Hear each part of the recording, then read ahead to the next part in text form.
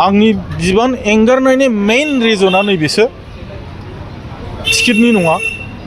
UPPL राजखान्थि दोलोआ देबरगाव बियाब 10 नं देबरगाव बियाबाव लानाय जि नीति जि कौशल आं बे एक आरो क'क्राझार जिल्लायाव इउपिपिएल राजनीति दोलोआ जि नीति जि कौशल जि स्ट्रेटेजि बे 2 आरो ओभारअल जे जोंनि मानगोनां प्रमद बर' सारनि जि एजेन्डा मंगल ग्रहनि जि एजेन्डा लानानै जि खामानि मावनाय आं बेखौ साबजानो हानाय जायाखै।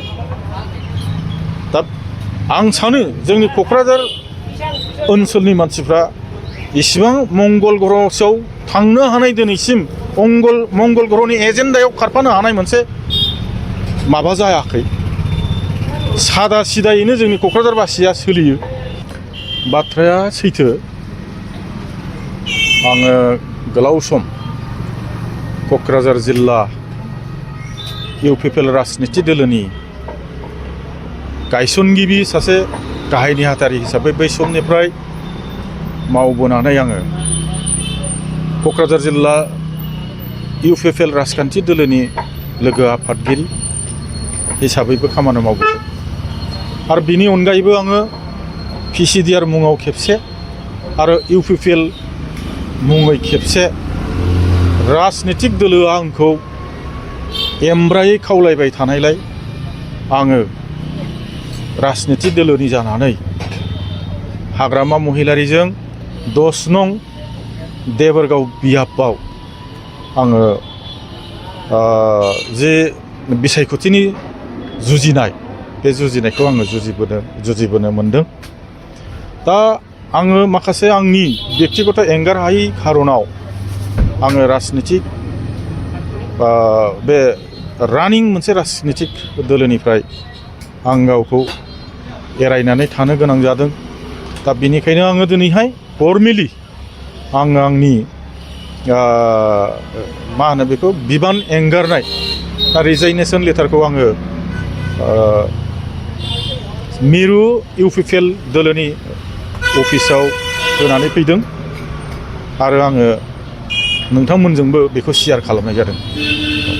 बिसायख'थिनि जितु बिजाथि लाइयाव नोंथाङा मुं फैनि दारै बे थुंखौ लानाय जादों नामा? मोजां कुइसन। दा समायाथ' दा नोङो बिसायख'थिनिनो मोनसे समाय। दा टिकेट मोनैनि हयथ' निस्सय रिजिगनेसन होबाय खोमा होननाय साननायफ्रा मानसिफोरनि गेजेराव निस्सय जागोन। खिन्थु नाथाय आं बे बाथ्राखौ बेखौ बुंगोन, आं टिकेटबो बियाखै, आं एप्लिकेसनबो होआखै आरो आङो थांनाय बारावबो आङो खननै गेलेबाय, खननैबो आं एप्लिकेसन होखायाखैबा आरो देग्लायबो होखायाखै आं। दा जायखिजादोला आंनि बिबान एंगारनायनि मेइन रिजना नैबेसो टिकेटनि नङा। इउपिपिएल राजखान्थि दोलोआ देबरगाव बियाब 10 नं देबरगाव बियाबाव लानाय जि नीति जि कौशल आं बे एक आरो क'क्राझार जिल्लायाव इउपिपिएल राजनीति दोलोआ जि नीति जि कौशल जि स्ट्रेटेजि बे 2 आरो ओभारअल जे जोंनि मानगोनां प्रमद बर' सारनि जि एजेन्डा मंगल ग्रहनि जि एजेन्डा लानानै जि खामानि मावनाय आं बेखौ साबजानो हानाय जायाखै। दा आं सानो जोंनि क'क्राझार ओनसोलनि मानसिफ्रा इसिबां मंगल ग्रहआव थांनो हानाय दिनैसिम मंगल ग्रहनि एजेन्डायाव खारफानो हानाय मोनसे माबा जायाखै। सादा सिदायैनो जोंनि क'क्राझारबासिया सोलियो। दा जोंनि बे प्रमद बर' सारनि बे मंगल ग्रहनि एजेन्डायाव निस्सय जोंनि क'क्राझारबासिनि खामानि मावनाया हयथ'बा साबजानाय जानाय नङा, नहयबा जोंनि रायजो राजाफ्रा बिथांजों खारफानो हानाय नङा। दा बेफोर गासै नीतिखौ आङो माबानो हायैनि थाखाय हेफाजाब बा सहयोग होनो हायैनि थाखाय आं बिबाननिफ्राय एंगारनाय जादों। आं बे बाथ्राखौ नोंथांमोननो फोरमायथिदों। बेजों लोगोसे मोनसे बाथ्राया बेबोदि बे फार्स्ट रिजन सेकेन्ड रिजना बेबो थांनाय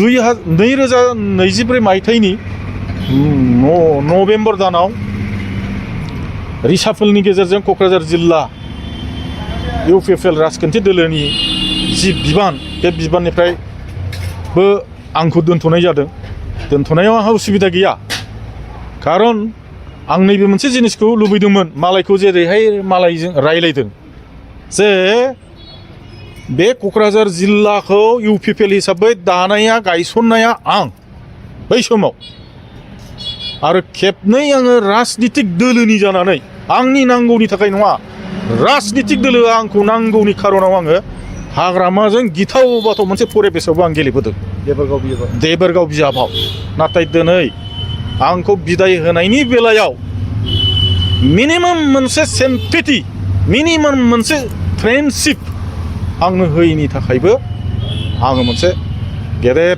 मोनसे लाजिनांनाय बा दुखु मोननाय मोनदों आं ओंखायनो बुंदों मंगल ग्रहनि एजेन्डा लानानै खामानि मावनाय प्रमद बर' सारा बैबादि लेभेलाव सेकेन्ड टाइम होनो हाया दा बेबादियाव आंबो खारफानो हाखानाय नङा आरो आं नुयो दिनैहाय आं सिनायो क'क्राझारनि रायजो राजाफ्रा मंगल ग्रहनि एजेन्डासिम खामानि मावनो हानाय जाथ'वाखै होननानै आं सानो थारैनो नोंथाङा दोलोनि नियम निति आदर्शखौ मोजां मोनो निस्सय आङो दहाय एसे सिगाङाव बुंदों क'क्राझार जिल्ला हिसाबै इउपिपिएल दोलो राजनिति हान्जाया जि निति बाहायदों देबोरगाव 10 नं देबोरगाव बियाब हिसाबै इउपिपिएल राजनिति दोलोआ जे नितिया जि स्ट्रेटेजि बाहायदों ओभारअल ओमफ्राय प्रमद बर' सारनि मंगल ग्रहनि जि एजेन्डा जि निति जि आदर्श बेयाव आं गोरोबनो हाया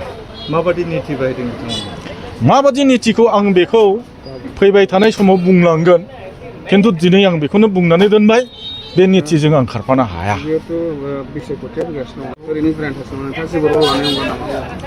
आं गोबाव समनिफ्राय गेलेबोदों हिसाबै आं दिनै बे बाथ्राखौबो फाइनाल डिसिसन होनो हाया रायजो राजाफ्रा जुदि बुङो रायजो राजाफोरजों रायलायनांगौ मोनसे थाबावबाय मा बुङो रायजो राजाजों आङो नैबे कयेक दिननि गेजेराव गिदिंनानै रायलायगोन बे रायलायखांनायनि उनाव आं डिसिसनखौ होगोन आरो